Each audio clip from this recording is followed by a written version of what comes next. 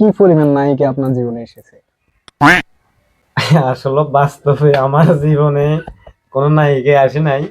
তবে আমি কোনো মেয়ের সাথে কোনো রিলেশনও করি নাই। হুম হুম যে আমার আশা আছে আমি একটা মনের মতো একটা মেয়ের সাথে রিলেশন করুম। হুম।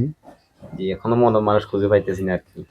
আরে দুঃখিত, মিষ্টু সাহেবের কাছে আমাদের আরো একটা প্রশ্ন হচ্ছে আসলে আহ উনি, আমরা জানছি যে উনি বিভিন্ন জায়গায় বিভিন্ন বাড়ি গাড়ি মানে প্ল্যান কিনতেছে এবং কিনবে আসলে। তো ও বিষয়ে আপনার ভবিষ্যতে আসলে কি কি করার ইচ্ছে আছে? আমার ভবিষ্যতে ইচ্ছা আছে যে আমার এলাকাতে একটা হাসপাতাল খুলুম।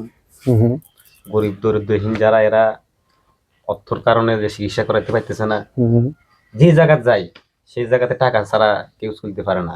আমার এখানে আমি একটা হাসপাতাল খুলুম। হাসপাতালে মনে করো যে ওষুধ দেওয়া সবকিছু দিমু। হুম এটাই আমার মানে। আর দ্বিতীয়ত আমার টার্গেট আমি ঢাকাতে একটা ফ্ল্যাট বা বাসা করব। হুম। এটা নিয়ে আমি মানে সবকিছু মিলাই এখন আমি ওই পর্যায়ে আগাইতেছি ইনশাল্লাহ। ধন্যবাদ মিষ্টু সাহেবকে।